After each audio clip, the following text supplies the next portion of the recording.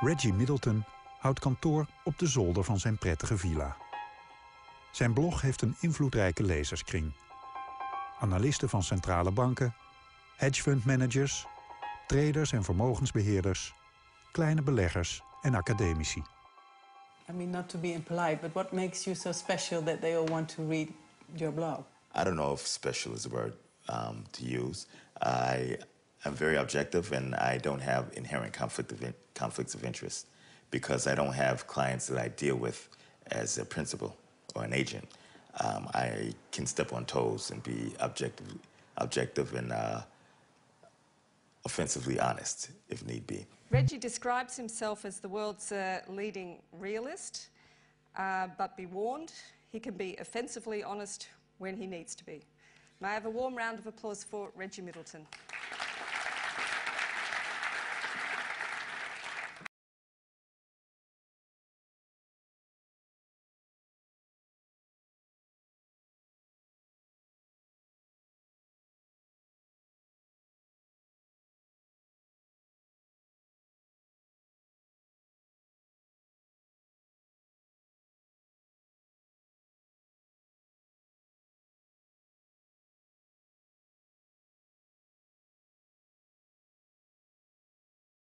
Track record.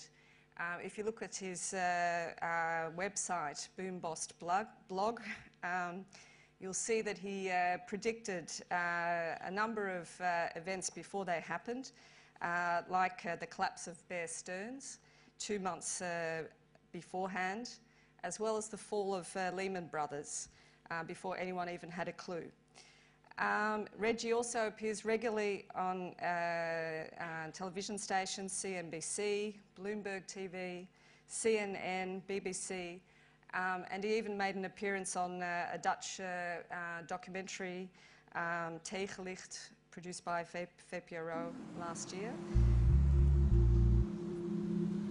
Reggie Middleton heeft als investeerder goed geboerd toen hij de huizencrisis zag aankomen door de ontwikkelingen in zijn eigen buurt te observeren. We're in downtown Brooklyn on Flatbush Avenue, roughly about 45 seconds outside of Manhattan. Nu bestudeert en beoordeelt hij de Europese begrotingscijfers en bankbalansen en informeert de lezers van zijn roemruchte financiële blog over de werkelijke staat van Europa. Investor does his own research, was out early predicting the financial fiasco in 2008, and he's now making new predictions on the banks and back at HQ.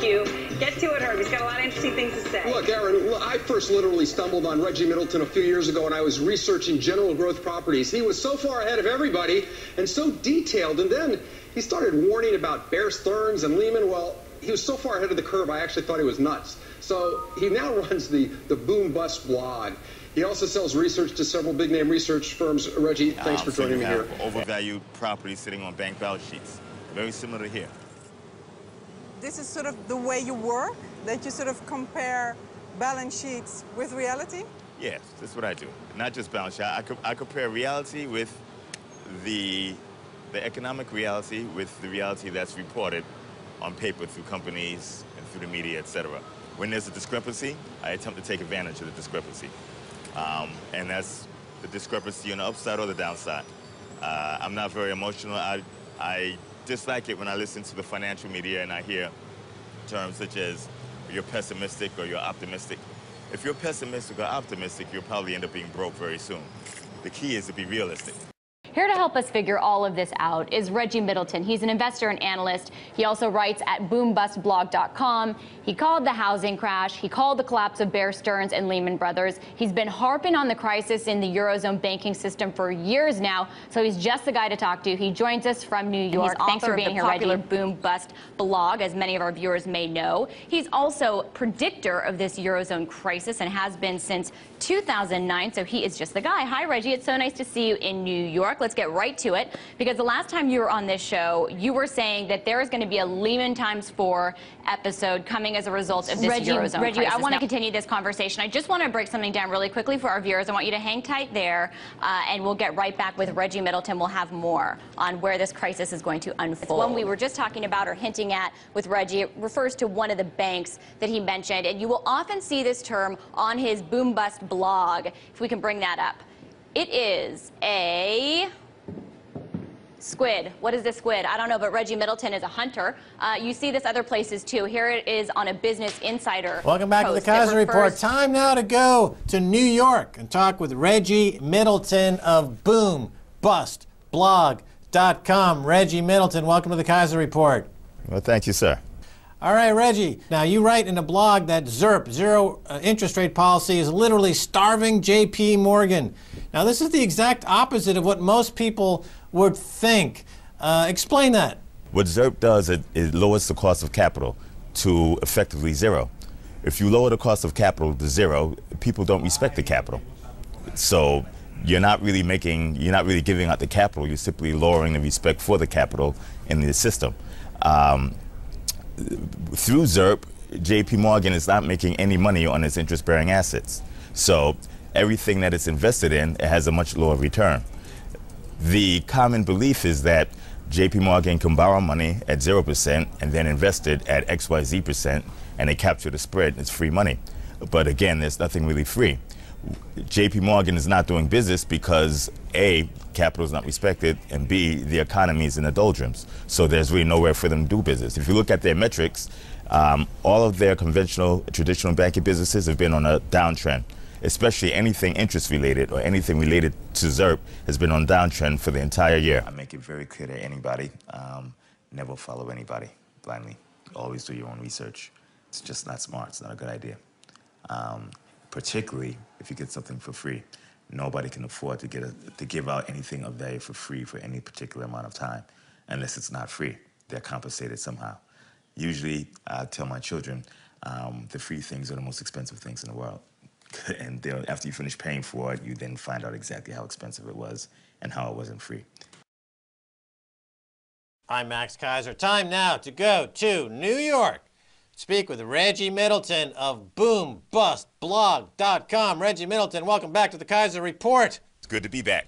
Reggie Middleton, the last time you were on the Kaiser Report, you told us how 0% interest rates were starving the banks that it was designed to save. Now, at the time, you were the only analyst in the world to mention that it would starve the banks, and you've been proven correct. So tell us more about this. What's the current status?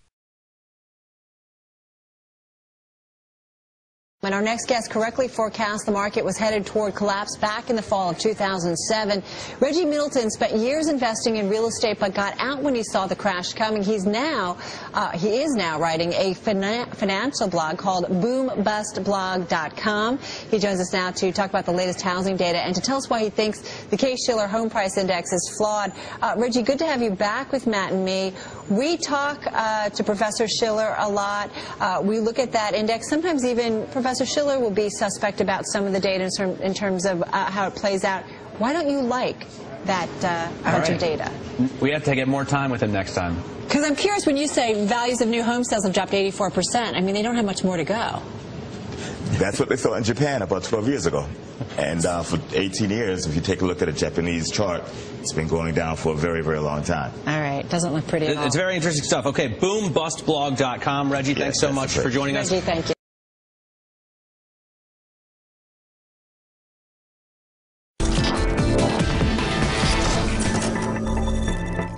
Hi, welcome back to the Kaiser Report.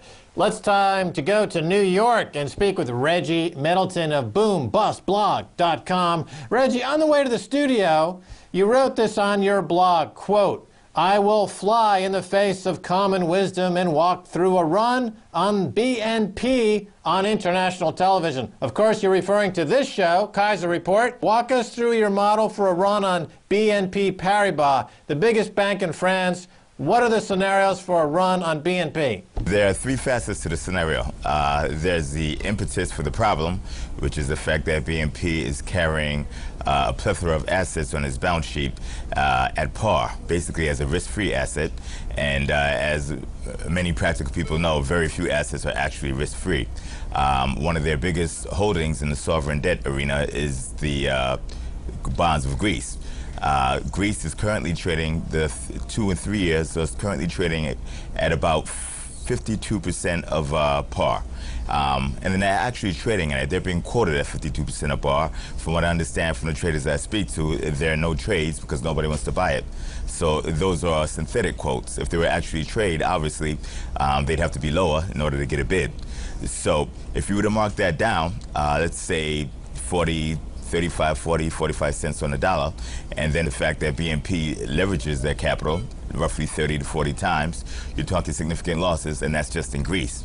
If Greece were to default, and the market is pricing in roughly 115% chance of Greece defaulting, think about that math, 115%, but let's say a nearly guaranteed chance of Greece defaulting, it's going to put pressure on other peripheral states as well, and their bonds will trade down, and it's a good chance that they may default, particularly if it's perceived that Greece defaults and achieves some type of benefit from it, such as Iceland, which is one of the fastest growing states in all the EU, or the EU area.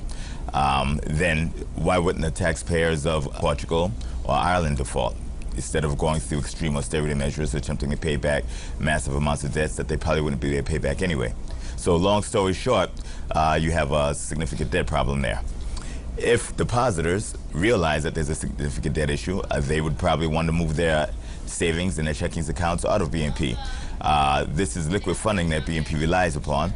Roughly 72% of short-term funding can disappear overnight, literally overnight. You've seen this happen in the United States. Look at Bear Stearns, which had to be rescued over the weekend, and Lehman Brothers as well, which went bankrupt overnight. So it's a problem that was probably known from the beginning of investment banking, but definitely came to light in 2008 with Bear Stearns and Lehman Brothers. Here we are at the end of 2011, and the European banks are sitting on the same precipice. Have we learned our lesson? Obvious answer. Now, on top of the running the bank from the depositors, you also have funding from counterparties, other banks who basically do business with BNP, give them credit lines, loans, swap agreements, etc. If they feel that BNP may not be able to honor up to the contractual agreements, they basically want to leave the door. And the first one out the door is the one with most of the money. The last one out usually gets trampled. So you have a run on the bank from an institutional side with counterparties. Even if they don't run, they can increase their collateral requirements, increase margin requirements, etc. This all pressures BNP from several different sides. Now, to be fair to BNP, they're not the only bank in this situation, but they definitely are in a bank, or is a bank that is in a situation. And Reggie, before we do, situation. I just want to follow up one more question on the whole issue of the banks in Europe, because you mentioned the issue of contagion, which is really kind of core to this. So can you break down, because I know you've been really bearish on BNP Paribas, which is a European bank, but could you break down how that could then ripple and affect U.S. banks or the United States if something goes awry? Okay. In a nutshell, BNP is susceptible to a bank run because most of its funding is from short-term funding that it can't hold on to. Overnight deposits that could disappear within a night. Plus it has massive MPAs, has its own investments in Italy, etc., sovereign debt issues. If BNP goes bust, the socialist-style French system would go to save it, bail it out. BNP itself is roughly about the size of the French GDP, and that's just BNP, not including other large French banks like Crédit Agricole or SocGen, etc. If France goes out to bail, if France goes to bail BNP et al., which they will guaranteedly, from a realistic perspective, lose their AAA credit rating, which they should have lost it already, but the rating agencies are very, very slow and unrealistic, which is a story for another time. If France loses its AAA rating and BNP goes bust, then those banks that are heavily levered into France, into the French banks, will have issues. You could guess who that is. U.S. banks, one of which happens to be the vampire squid et al., Goldman Sachs.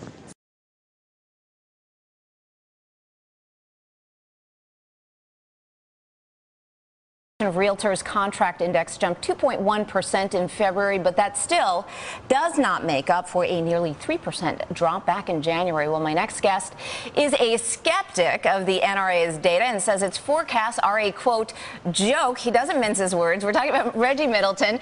He correctly predicted the market was headed toward collapse back in the fall of 2007. He writes a very popular blog now called BoomBustBlog, and he joins me now here in the studio live. Reggie, great to have you in here.